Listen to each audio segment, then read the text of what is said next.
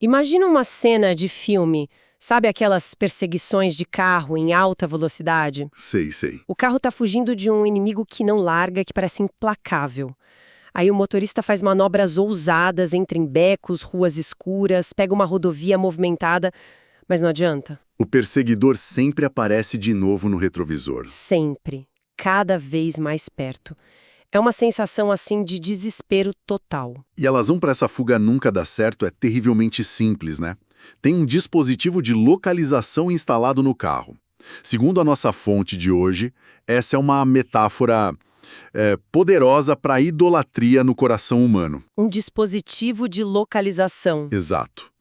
Ela funciona como um sinalizador que, sem que a gente perceba, atrai constantemente forças inimigas como o pecado, a desordem, e isso compromete toda a jornada, sabe? Ameaça a própria vida. Ok, vamos então desempacotar isso. A nossa análise hoje mergulha num sermão do pastor Misael Batista do Nascimento. Ele foi pregado na Igreja Presbiteriana de São José do Rio Preto em 28 de dezembro de 2025. Isso. E o texto bíblico que ele usa como base é Deuteronômio capítulo 4, versículos 15 a 24. A mensagem é um grande alerta que já está no título do sermão. Guardem-se da idolatria. Certo. E a nossa missão aqui é entender as 3 grandes advertências que Moisés faz ao povo de Israel que o sermão destaca. A gente vai explorar por que esse tema, que parece tão antigo, é apresentado como algo perigosamente atual. E quais são essas advertências? Não fabriquem ídolos, não adorem os corpos celestes e, por fim, não se esqueçam da sua missão. A primeira advertência parece a mais direta de todas. Não criar nenhuma imagem esculpida para adoração. Mas o que me intriga é a justificativa que o texto dá. Qual? Que o povo não viu nenhuma forma quando Deus falou com eles em Horebe, no meio do fogo. Por que essa ausência de forma é tão importante? Olha, o que é fascinante aqui é a teologia por trás disso, né? O ponto do pastor, baseado no texto, é que Deus é espírito. Ele é invisível. Então, qualquer tentativa de representar ele com uma forma física, seja humana, de um animal, qualquer coisa, Seria uma distorção. por definição, seria uma redução do que ele é. A fonte até cita um comentário de um estudioso, Eugene Egamiro, que aponta essa como a principal diferença entre o Deus de Israel e os deuses pagãos. Que é? Os deuses pagãos podiam ser vistos, representados em ícones. Ele não. E o texto usa uma palavra muito forte. Diz que essa prática leva à corrupção. É uma palavra com peso enorme. O que ela significa nesse contexto original? A fonte explica que o verbo hebraico por trás de corromper é sheakte. Pensa nisso não como quebrar algo com violência, sabe?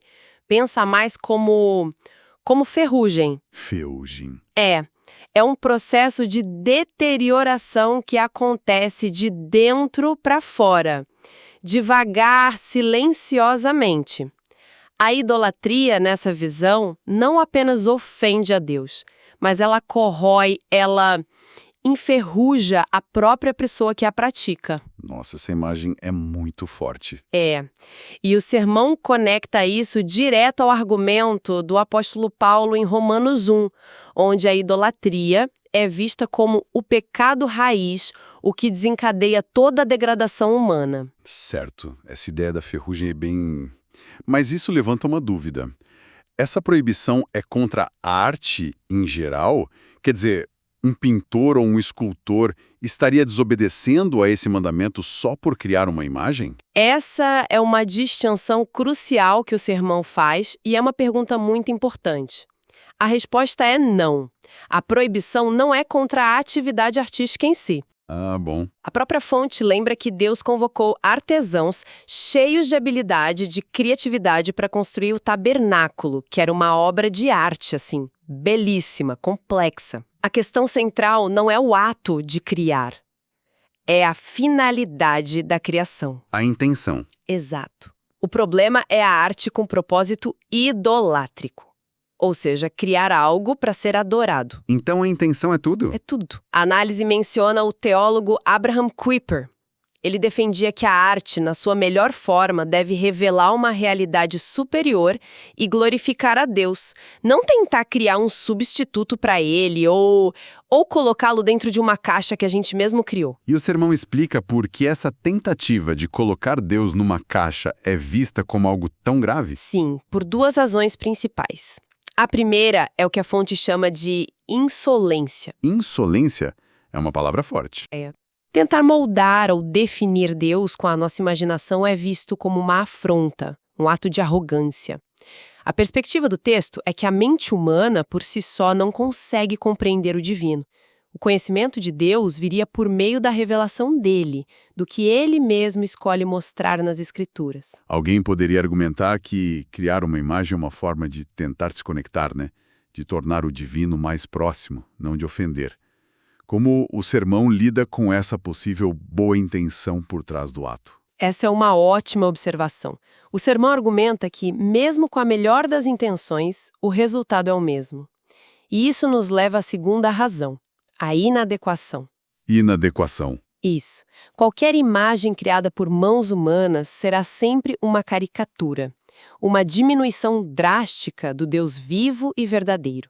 É como tentar representar o oceano inteiro num copo d'água. Gostei da analogia. Não importa quão pura seja a água no copo, ela nunca vai capturar a imensidão, a força, a profundidade do oceano. A imagem, por mais bem intencionada que seja, acaba se tornando uma negação daquilo que tenta representar. Entendi.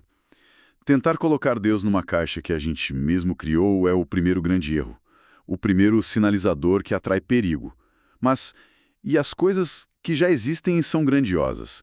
Tipo o Sol, a Lua, as estrelas. É fácil entender por que os povos antigos se impressionavam tanto. O texto aborda isso, né? Sim, e essa é a segunda advertência.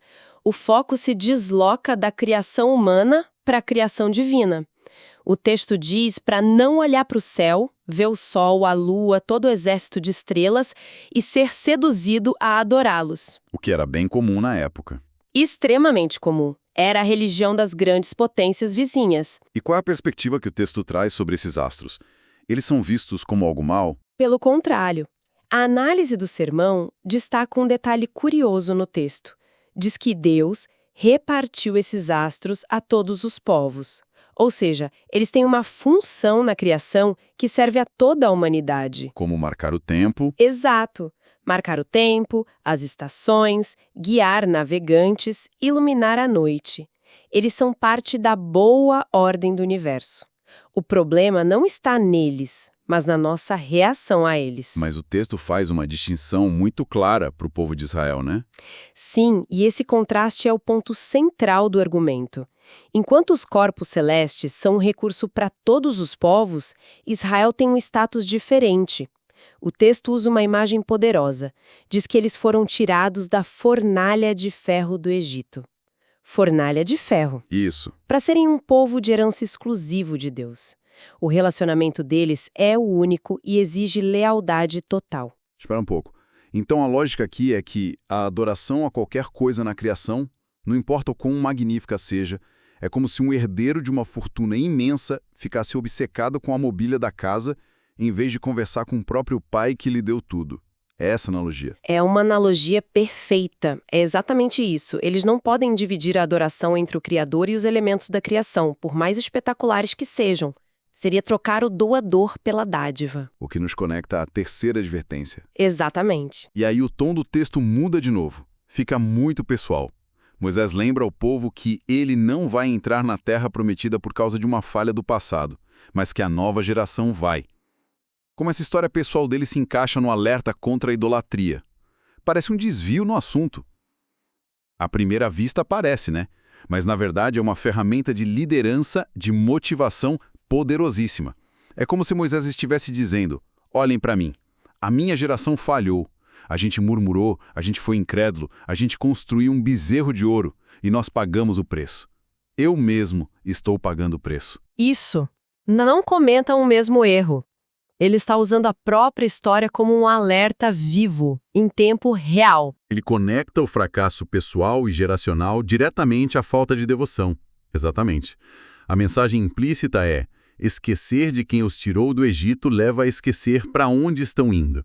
Devoção e missão são inseparáveis.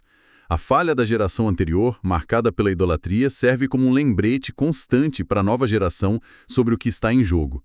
E o trecho termina com uma imagem muito forte, quase assustadora. Deus como fogo que consome e Deus zeloso. São termos que impõem respeito, né? O que eles significam na prática? O peso dessas palavras é imenso. A fonte menciona que uma tradução alternativa para Deus zeloso poderia ser Deus exigente. Não é um ciúme mesquinho, mas a exigência de exclusividade que uma aliança profunda requer. E o fogo devorador? Essa imagem reforça a seriedade da aliança. O fogo na Bíblia purifica e também consome. A ideia é que uma devoção dividida que flerta com outros deuses, com a idolatria, ela simplesmente não é sustentável. Ela seria consumida por esse fogo porque não é genuína. É um jeito de dizer que a indiferença ou a traição espiritual tem consequências reais e graves. Tudo isso faz a gente pensar. Como essa fábrica de ídolos, como podemos chamar, funciona hoje em dia? O sermão faz essa ponte dos ídolos de pedra para o nosso tempo, certo? Sim, e essa é a parte crucial da análise. Ela se encerra com 2 perguntas para reflexão que trazem o tema para o século XXI. A primeira é: diante do que ou de quem nós nos prostramos? O texto usa os verbos inclinar-se e prestar culto. E como isso se aplica hoje? Ninguém mais se inclina para estátuas, pelo menos não na nossa cultura majoritária. Bem, o sermão primeiro aborda a idolatria mais formal. A fonte menciona a discordância da fé protestante com o que chama de idolatria formalmente expressa do paganismo. E vale frisar que a gente está só relatando o conteúdo da fonte, né? Ela também apresenta a visão dela sobre a veneração de imagens no catolicismo romano. Certo. O pastor destaca a distinção teológica que é feita entre látria, que seria adoração só a Deus, dúlia, veneração aos santos, e hiperdúlia, veneração a Maria. Mas ele argumenta que, na perspectiva dele, a Bíblia não faria essas distinções, condenando qualquer tipo de culto a imagens. Mas o ponto principal para a nossa discussão não são os objetos físicos, imagino. Exato. E aqui a análise se torna mais introspectiva e talvez mais desconfortável. O foco se desloca para os ídolos que a fonte chama de mentais e afetivos.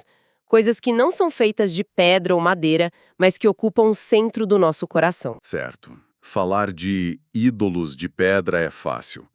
Mas quando o sermão fala de trabalho ou família como ídolos, a linha fica muito tênue.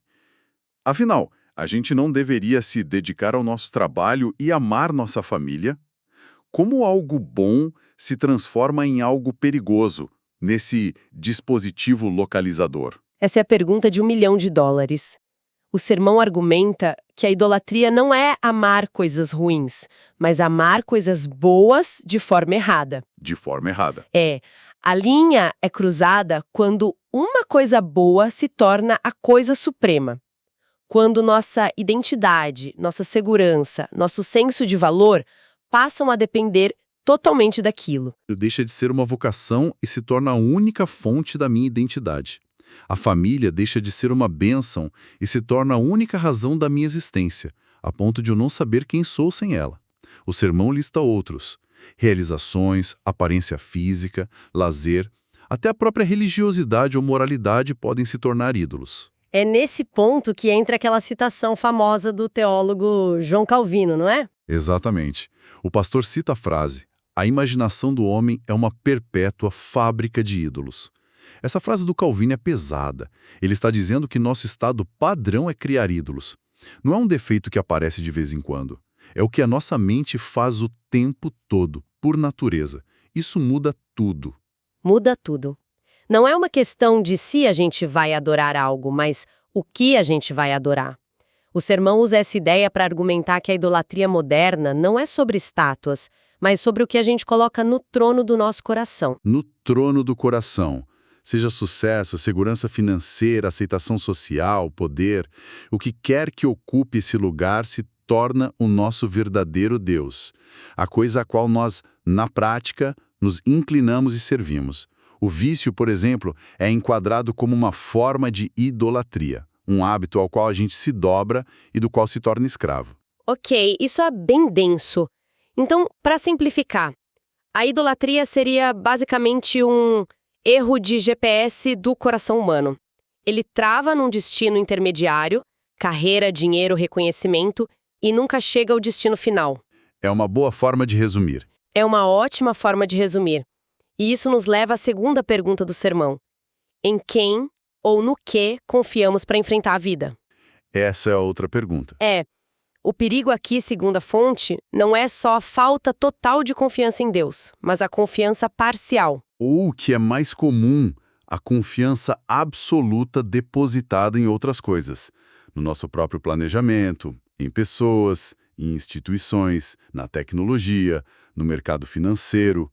Quando essa confiança se torna o nosso porto seguro final, ela também assume um lugar que, segundo o texto, pertenceria exclusivamente a Deus. Então, se a gente for fechar a mensagem central da análise, o texto de Deuteronômio é um chamado radical. Um chamado à devoção exclusiva, com um alerta de que um coração dividido, com múltiplos sinalizadores ligados, não consegue avançar na sua jornada. Isso.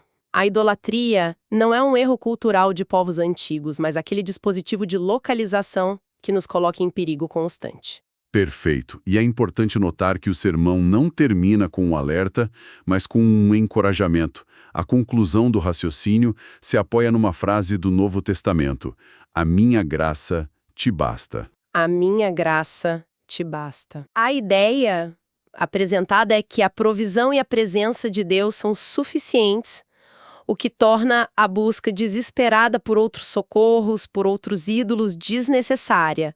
É tipo o antídoto para a fábrica de ídolos. E isso nos deixa com um pensamento final, uma provocação construída a partir de todas essas ideias. Se a idolatria, na sua forma mais sutil e moderna, é o ato de transformar coisas boas, nossa carreira, nossa família, nosso conhecimento, nossa moralidade, em coisas supremas, a pergunta que fica é: como a gente pode perceber o momento exato em que algo positivo na nossa vida cruza essa linha tênue e se torna o dispositivo localizador que silenciosamente começa a nos desviar do caminho